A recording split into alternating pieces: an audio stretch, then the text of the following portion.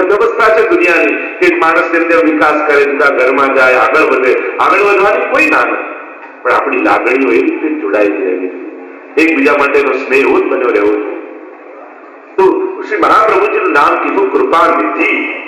શ્રી મહાપ્રભુજી કૃપાના સાગર છે, અને કૃપાના નિધિ એટલા માટે છે કે અકારણ કૃપા કરે છે. તો લોકોને દયા કરવા માટે કારણ જોઈએ. જે કારણથી થાય એ દયા, અને જે અકારણ થાય એ કૃપા. બાજુવાળો એમ હોય તો આપણને ક્યારે દયા ના આવતી, પણ એક્સિડન્ટ થઈ જાય તો આપણને લાવ જઈને પૂછી આવું, એની મદદ કરી. હવે એ એક્સિડન્ટ થયું એટલે જાગી દયા, પણ કૃપા તમારા સ્વભાવમાં આવે છે, પ્રેમ તમારા સ્વભાવમાં આવે છે. તો આ મહાપ્રભુજીનું સ્વરૂપ કૃપાનું નિધિ, કૃપાનું સાગર છે. સાગર એટલે જેની અંત ન હોય, જેની સીમા ન હોય, અનંત કૃપા છે. અને ઠાકોરજી કૃપા કરે. જો આપણે ત્યાં એમ તો હરિરાયજી બહુ સુંદર વાક્ય, ઠાકોરજીની મારા પર કૃપા થઈ કેમ ખબર પડે, તો કે કૃપા ભઈ તબ જાનીએ જબ દીખે અપને દોષ. જયારે આપણને આપણા દોષો દેખાવા લાગે ત્યારે માનવું કે હવે ઠાકોરજીની કૃપા.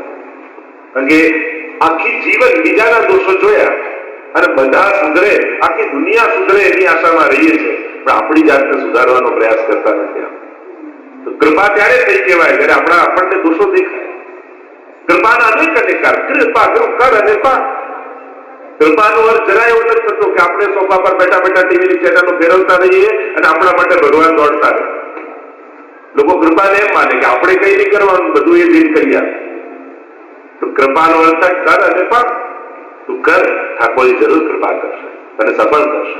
ભગવાન પુરુષાર્થ વગરના તમને થવા દેતા નથી. જો ભગવાન યુદ્ધ જીતાડી, ભગવાન એ યુદ્ધ જીત્યા, પણ યુદ્ધ તો અર્જુન પાસે ભગવાન લડાવે છે, પણ લડાવે છે પણ એને ફસાવા નથી દેતા. જયારે અર્જુન કહે છે સૈન્યો ઉભયો મધ્ય રથમ સ્થાપયામિ ચ્યુત, બંનેની વચમાં રથ ઉભો રાખ. ભગવાન એવા હોશિયાર છે ને, એવી જગ્યાએ જાણી કરીને લઈ ગયા જ્યાંથી સ્વજનો દેખાય. ભીષ્મજી, દ્રોણાચાર્ય, એ તો ખરેખર એવી જગ્યા લઈ જાય કે જ્યાં બધા દુશ્મનો દેખાય તો યુદ્ધ લડવાની હમણાં જોશ ચડી જાય અર્જુનને, હમણાં બધાને મારી નાખું. પણ મારી નાખે પણ દોષ એક થાય, મેં માર્યા અને હું જીત્યો એમ થાય. જાણી કરીને મોહ જગાવ્યો. સ્વજનોને કેમ મારવા? ભગવાન કે તું મારે ન મારે એમાં મને કોઈ રસ નથી, મને રસ છે કે ધર્મ જીતે. તને જીતાડવામાં મારો કોઈ ઇન્ટરેસ્ટ નથી કે તું જીતી જાય. મારો ભાઈ છે, મિત્ર છે, એટલા માટે હમણાં ધર્મ તારા ખભા ઉપર છે એટલે મારે ધર્મને જીતાડવો છે. અને બે પ્રકારનો અહંકાર છે અર્જુનને. એક તો દેખાય એવો કે હું મારીશ તો મરી જશે, અને બીજો અહંકાર જે અર્જુનને દેખાતો નથી કે હું નહીં મારું તો બધા બચી જશે. આ પણ અહંકાર જ છે. એટલે તું કોણ બચાવનારો? જેને મેં મૃત્યુ લખી દીધું હોય એને તું નહીં મારી તો તારા જેવા 100 અર્જુનોને ઉભા કરી દઈશ. તું કોણ? પણ જીતવાનો પણ મન ન રહે કરાવનારા પ્રભુ છે એટલે મોહ જગાવ્યો અને પ્રભુએ અહમ લઈ લીધો અને કેવલ વાંસળી બની ગયો અર્જુન, અને પછી ભગવાન બોલાવ્યું. તો અહીંયા પ્રભુ કૃપાળુ છે પણ પુરુષાર્થ વગરના થવા દેતા નથી. એ કૃપાના સાગર છે. તમે પુરુષાર્થ કરશો એ જરૂર પૂરો કરશો. શ્રદ્ધા રાખો. જે શ્રદ્ધા રાખે છે ને એના સઘળા કાર્ય થાય. શ્રદ્ધા જ મારી લઈ ગઈ મને મંજિલ સુધી, રસ્તાઓ ભૂલી ગયો તો દિશાઓ ફરી ગઈ. શ્રદ્ધામાં તાકાત હોવી જોઈએ. જેટલી શ્રદ્ધા દ્રઢ, અને દરેક સંકટો અને દરેક વિપત્તિઓ આપણી શ્રદ્ધાને વધારે મજબૂત કરાવે એવી બનવી જોઈએ. થોડુંક વિપરીતતા થાય કે માણસ જો સમજણનો પર એક બે જણા જતા હતા, ગાડી થોડી અથડાઈ, એક કહ્યું જો આપણી સાથે જ આવ તો ગાડી કેવી ભટકાય. બીજા કહ્યું તો ઠાકોરજી આપણને આટલામાં બચાવી દીધા. વસ્તુ ઘટના એક જ ઘટી છે, પણ તમારી સોચ કેવી છે એ તમારે વિચાર કરવાનો. ભગવાને તો એવો જીવ આપણને આપ્યો છે, વિચાર કે પ્રભુ મારા પર શ્રદ્ધા રાખી છે, મારે સાચવ. તો આ વૃત્તિ છે કે તમે જીવનને કયા દ્રષ્ટિકોણથી જુઓ છો. તો શ્રી મહાપ્રભુજી કૃપાના નિધિ છે, કૃપાના સાગર છે. અને આપણે ત્યાં તો 5 પ્રકારે કૃપા ઠાકોરજી કરે છે: નેત્રોથી, મુખારવિંદથી, હસ્તથી, ચરણારવિંદથી અને પોતાની નિજ ઈચ્છા. આ 5 માધ્યમથી ઠાકોરજી કૃપા કરતા હોય છે. મહાપ્રભુજી કૃપા કરે છે, નેત્રોથી કૃપા કરે. આપણે ત્યાં નેત્રો દ્વારા આશીર્વાદ છે. આપણે ત્યારે આના માથે હાથ રાખો એવું કહેવાની જરૂર ન હોય. આપણે ત્યાં તો દ્રષ્ટિ દ્વારા આશીર્વાદ છે. ઘણા લોકો જે આના સારા આશીર્વાદ આપશે, આશીર્વાદ ખરાબ હોય, સારા જ હોય એટલે આશીર્વાદ કહેવાય, ખરાબ હોય તો શ્રાપ કહેવાય. એટલે ઘણા લોકો ત્યારે સારા આશીર્વાદ તો સારા જ માંગીને મળે તો આશ્વાસન કહેવાય, પણ જયારે હૃદયથી નીકળે એને આશીર્વાદ કહેવાય. તો આશીર્વાદ માંગવાનો ન હોય, મેળવવાનો. દુનિયામાં ઘણી વસ્તુ, પ્રેમ છે ને, પ્રેમ માંગવાનો ન હોય, મેળવવાનો. માન છે ને, એ માંગવાનું ન હોય, મેળવવાનું. એના પાત્ર બનવું પડે ત્યારે તમે એને પ્રાપ્ત કરો છો. જયારે માંગીને આ વસ્તુ મળે, સન્માન માંગીને મળે તો એનો આનંદ નથી, પ્રેમ માંગીને મળે તો એનો આનંદ નથી. એ તો મેળવવાનું, એને તો સામેવાળામાં પ્રગટાવવું પડે. એ આપણું આચરણ, આપણું વ્યક્તિત્વ એ સામેવાળામાં પ્રગટાવે છે. તો તમને જોઈને ઠાકોરજીના આશીર્વાદ પ્રગટવા જોઈએ, મહાપ્રભુજીના આશીર્વાદ પ્રગટવા જોઈએ. મારો વૈષ્ણવ અને જયારે પ્રગટે છે ત્યારે ક્યારે પણ નિષ્ફળ નથી જતા. માંગેલું કદાચ પડી જાય હાથમાંથી, મેળવેલું તો ભગવાન ભાગ્યમાં લખી દેતો. એને કોઈ લઈ પણ શકતું, હાથમાંથી કોઈ છૂટવી જાય, પણ ભાગ્યમાં લખી દે એને કોણ છૂટવી શકે? અને એટલા માટે તમારી ભક્તિ તમને પાત્ર બનાવે છે. કારણ કે ભગવાન પાત્ર બનાવીને પ્રાપ્તિ કરાવે, પણ એ પાત્ર બનવાની પ્રક્રિયા હોય ને એ ગમે નહીં. ત્યારે અઘરું લાગે. પેલા એક માટી ઉપર પાણી છાંટી પેલો કુંભાર જોર જોરથી કૂદકા મારતો હતો, ભક્તિ કચડતો હતો, ત્યારે માટીને એમ થયું કે મેં એવા કયા પાપ કર્યા છે, મારે પગમાં રોંધાવવું પડે. અને પાછો ચાકડો લીધો અને એમાં માટી મૂકી થપ્પડો મારવા લાગ્યો, વચ્ચે હાથ નાખ્યો, ગળો બનાવ્યો, થપ્પડો મારતો જાય. માટીને એમ થાય કે મેં એવા કયા પાપ કર્યા છે, કેમ આ સજા ભોગવું છું, કેમ આ થપ્પડ ખાવું છું. પાછો કાચો માટીનો ઘડો બધો એમાં ઘાસનો પૂળો કર્યો ને એમાં અગ્નિમાં એને નાખીને પકવવા લાગ્યો. અગ્નિમાં ચારે બાજુથી અગ્નિ સળગાવી અને એને થાય કે આ ધરતા અગ્નિમાં હું બળી રહ્યો છું, તો મેં કયા એવા અપરાધ કર્યા છે કે મારે અગ્નિમાં બળવું પડે છે. અને જ્યાં પાકો છે ને બજારમાં વેચીને આવી ગયો ત્યારે ઘણો દુઃખી થાય છે કે મેં એવા કયા અપરાધ કર્યા છે કે આમ આટલા દુઃખો સહન કરીને હું બજારમાં પડ્યો છું.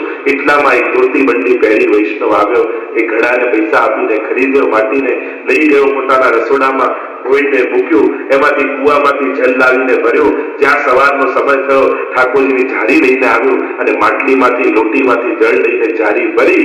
ત્યારે માટીને સમજમાં આવી કે આવું ફળ મેળવવા માટે કદાચ પગમાં કચડાવવું પડે.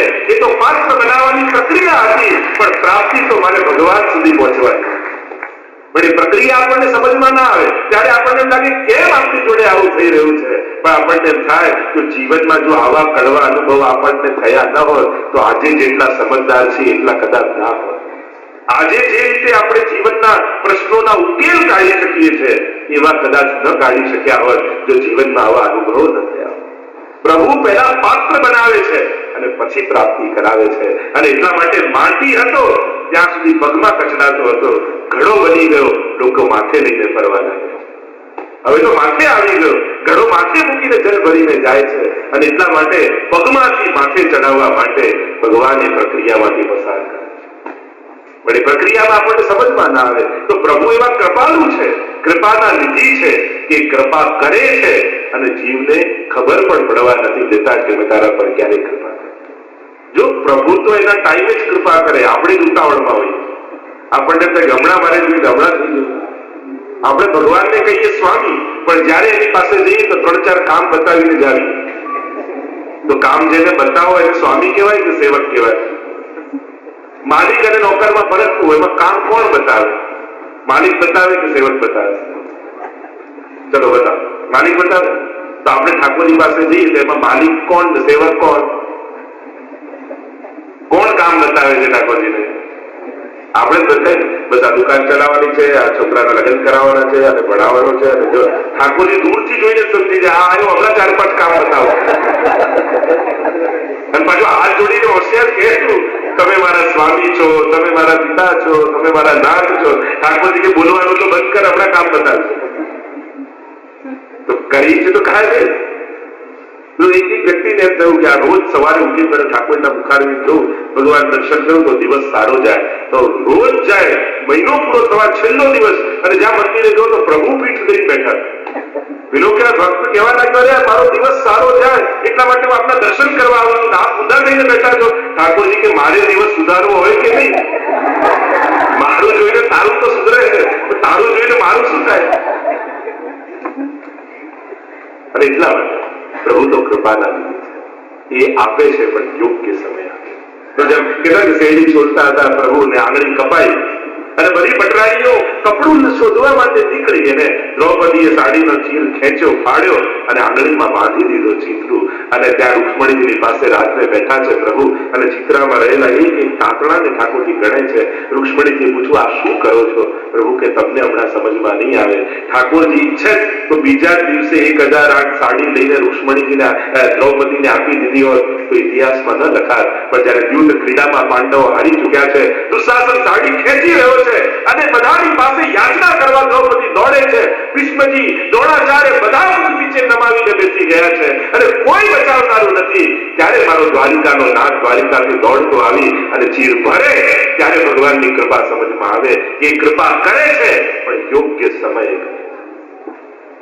એ કસમયે કૃપા નથી કરતો, એ યોગ્ય સમયે કૃપા કરે છે. કે જ્યારે એમ લાગે કે હવે કોઈનો સહારો નથી, ત્યારે ઠાકોરજી આવીને ઉભા રહે. અને એટલા માટે તમે ભટકતા રહેશો તો ભગવાન બેઠા રહેશે, અને તમે ભગવાનના ચરણોમાં આવીને બેસી જશો તો એ તમારા માટે દોડવા લાગશે. તમે દોડ્યા જ કરશો તો એને થશે કે દોડવાનું, પણ તમે શ્રદ્ધા રાખીને એના ચરણોમાં બેસી જશો ને તો એ તમારા માટે દોડતો રહેશે. અને પ્રભુ દોડે છે, કાયમ કરે છે. એ તો આપણને સમજમાં નથી આવતું, આપણને દેખાતું નથી કે પ્રભુએ ક્યાં કર્યું. ખાલી એ કહેતો નથી, બાકી કરનારો એ જ છે. એની જ કૃપા થકી આ બધું થાય છે. કરતે હો તુમ કનૈયા મેરા નામ હોના. કરનારો તો એ જ છે. અને એટલા માટે મહાપ્રભુજીનું નામ થયું કૃપાનિધિ. કારણ અનંત દોષોથી ભરેલો આ જીવ કે જે કોઈ સાધન જાણતો નથી, કોઈ ગ્રંથ વેદોને જાણતો નથી, એવા જીવને પણ શ્રી મહાપ્રભુજી પોતાનું સર્વસ્વ એવા ઠાકોરજી જે મોટા મોટા દેવતાઓને પણ દુર્લભ છે એ એની ગોદમાં પધરાવી, એના ઘરે પધરાવી દે. અને કેવી રીતે પધરાવી દે? એને આધીન બનાવીને પધરાવી. પ્રભુ આપણે ત્યાં બિરાજે તો છે, પણ આધીન થઈને બિરાજે છે. આધીન થઈને એટલે તમારે વશ થઈ, જેમ કોઈ જાદુગર કોઈ હિપ્નોટાઇઝ કોઈને કરે અને પછી એ જે બતાવે એવું દેખાય, એમ ભલે બપોરે પણ તમે મંગળા કરાવો કે લાદ અને જાગો હો ભયો ગોર. ઠાકોરજી બારીની બહાર જુએ કે સુરત માથે ક્યાં ભયો ગોર. પણ એવા મોહિત કરીને પધરાયા છે કે તમે જે બતાવો, જે કીર્તન ગાઓ, ઠાકોરજીને એ સમય એવો જ લાગે. તમે મિશ્રી ભોગ ધરી હોય અને ગાઓ કીર્તન જયવત છાક સલોની મોહન, ત્યારે 56 ભોગ ધર્યા હોય ત્યારે ઠાકોરજી તેરો ખોલીને જુએ તો એ જૂની ને જાણીતી મિશ્રી દેખાય, પણ ઠાકોરજી પછી મિશ્રી નથી જોતા. એમને એમ થાય કે આ જે ગાયું છે ને એ બધી સામગ્રી એક મિશ્રીમાં દેખાવે. આવા વશ કરી અને ઠાકોરજી તમારા માટે પધરાય, તમને વશ કરી. તમે જે બતાવો એ પ્રભુને દેખાય છે. અને એટલા માટે મહાપ્રભુજી કૃપા નિધિ છે. કારણ મોટા મોટા દેવતાઓ પણ પ્રભુનું અધરામૃત લેવા માટે આવ્યા. ત્યારે છાક લીલા પ્રભુ કરતા હતા અને બ્રહ્માજી માછલું બનીને આવ્યા કે કણિકા મળી જાય, અને ઠાકોરજી જાણી ગયા કે બ્રહ્માજી આવ્યા છે. એટલે કહ્યું, આજે કોઈ યમુનાજીમાં હાથ ધોવા ન જતા, આજે બધા મારા પીતાંબરમાં જ હાથ પહોંચી જાય. અને પિત્તર એક અધરામૃતની કણિકા ન મળી, એને એ કણિકા રોજ આ વૈષ્ણવોને ઠાકોરજીને મિશ્રી ભોગ ધરીને રોજ એ અધરામૃત તમને મળે છે. તો આવી મોટી કૃપા કરનારા મહાપ્રભુજી કૃપાના સાગર નહીં તો એટલે તો અમારા રસખાનજી કહે કે ઠાકોરજી જયારે માખણનો લોંદો હાથમાં લઈ રોટી ઉપર માખણ મૂક્યું, યશોદાજીએ હાથમાં લીધું લાલને અને નંદાલયના આંગણામાં ચાલી રહ્યા છે, એટલામાં ઝાડ ઉપર કાગડો બેઠો હતો, ઉડતો ઉડતો આવ્યો, ઠાકોરજીના હાથમાંથી માખણ રોટી લઈ ગયો. ત્યારે રસખાનજીએ કહ્યું, કાગ કે ભાગ કહા કહીએ, હરી હાથ સો લઈ ગયો માખણ રોટી. કે જે દેવતાઓને અધરામૃત નથી મળતું એ કાગડો લઈ ગયો, તો એનાથી આટલું મોટું સૌભાગ્ય બીજા કોનું હોય કાગડાથી વધારે? કે એને સહજમાં પ્રભુએ કૃપા કરી. અને કૃપા એને જ કહેવાય જે સહજ થાય, જે અકારણ થાય, જેનું કોઈ કારણ ન હોય, એનું નામ કૃપા. જીવને ખબર ન પડે કે મેં એવું શું કર્યું હતું કે ઠાકોરજી મને આવું કરી આપ્યું. એને સમજવાય ના આવે કે આટલી કૃપા પ્રભુએ કેમ કરી. જયારે જીવ ગોતવા જાય કોઈ કારણ ન મળે, અને એને કહેવાય કૃપા. તો મહાપ્રભુજી કૃપાના નિધિ છે, કૃપાના સાગર છે. એમ કહી આગળ કહેતા શ્રી ગુસાઈજી પ્રભુચરણ 5મું નામ આપે છે, દૈવી જીવોના ઉદ્ધાર માટે જે સતત પ્રયત્નશીલ અંતઃકરણ જેમનું છે એવા શ્રી મહાપ્રભુજી. મહાપ્રભુજી ભૂતલ પર શેના માટે પધાર્યા છે? તો કે દૈવી જીવોના ઉદ્ધાર માટે. આ દૈવી જીવો જે લીલાના જીવો છે, એ લીલાથી વિકુટા પડી ભૂતલ પર આવ્યા છે. અને આ સુરી સો મિલી રહત સદાઈ, ભિન્ન હોય સો કોણ ઉપાય. કહ્યું મૂળ પુરુષમાં પણ વર્ણન આવે છે કે જયારે આ દૈવી જીવો ભૂતલ પર આવ્યા, પણ સંસારીઓની વચ્ચે રહેતા રહેતા પોતાનું મૂળ સ્વરૂપ ભૂલી ગયા અને હું કોણ છું, મારું શું સ્વરૂપ છે અને હું શેના માટે ઉતરતો છું, પોતાનું નિજ કર્તવ્ય ભૂલ્યા છે. અને ત્યારે મહાપ્રભુજીને ચિંતા થઈ કે આ દૈવી જીવો આસુરીઓની સાથે રહી પોતાને સંસારી માનવા લાગ્યા છે, એમને એમનું દૈવત્વ કેમ યાદ અપાવે. જેમ એક સિંહનું બચ્ચું પોતાનો રસ્તો ભૂલીને ઘેટાના ટોળામાં જતું રહ્યું, ઘેટાની જેમ રહેવા લાગ્યું, એવો અવાજ કરવા લાગ્યું અને પોતાનું સ્વરૂપ ભૂલી ગયું. ત્યારે એકવાર જળ પીવા માટે બધા ભેગા થયા હતા. સિંહની ત્રાળ સંભળાઈ અને સિંહે ત્રાળ કરી, બધા ભાગ્યા તો સિંહનું બચ્ચું ભાગ્યું. ત્યારે સિંહને થયું કે બધા ભાગે તો સમજાય, પણ આ સિંહનું બચ્ચું છે, આ કેમ ભાગે? દોડતા દોડતા સિંહ એને પકડ્યું અને પેલું સિંહનું બચ્ચું ડરવા લાગ્યું, પોતાને ઘેટું માનવા લાગ્યું હતું, ઘેટાની વચ્ચે રહી મને મારતા નહીં, મને ખાતા નહીં. સિંહ કહે તું સિંહનું બચ્ચું છે અને ઘેટાની જેમ અવાજ કરવા લાગ્યું. સિંહને થયું કે આને દુસ્સંગ લાગ્યો છે, પકડીને લઈ ગયો સિંહ સરોવરના કિનારે અને કહ્યું કે તારું મુખ જો પાણી અને મારું મુખ જો. અને જ્યારે સિંહ બધા બચ્ચાએ પોતાનું મુખ જોયું તો સિંહ જેવું લાગ્યું અને કહ્યું કે જો મારી જેમ અવાજ કર. અને સિંહે ધાડ લગાવી અને આ સિંહના બચ્ચાએ કોશિશ કરી તો સિંહ જેવો અવાજ નીકળ્યો. અને ત્યારે સિંહના બચ્ચાને સમજાવ્યું તું ઘેટું નથી, તું તો જંગલ પર રાજ કરવા માટે પેદા થયો છું, તું ટોળામાં રહેવા માટે પેદા નથી થયો. એમ જ શ્રી મહાપ્રભુજી આપણા જેવા જીવો જ્યારે સંસારમાં ફસાયા અને ઘેટાની જેમ રહેવા લાગ્યા ત્યારે આપણને બ્રહ્મ સંબંધ આપી, ભગવત સેવા આપી અને સત્સંગના સરોવરમાં આપણું મુખ બતાવીને કહ્યું તું ઘેટાનું બચ્ચું નથી, તું સિંહનું બચ્ચું છું, તું તો ઠાકોરજીનો પરમ પ્રિય દૈવી જીવ છું અને તું ભગવત સેવા કરવા માટે જન્મતારો થયો છે. તું વિશેષ પ્રયોજન સાથે તું આવ્યો છું, તું ભગવાનની ભક્તિ કરવા માટે ભૂતલ પર આવ્યો છું અને પોતાના નિજ કર્તવ્યનું આપણને ભાન કરાવ્યું છે.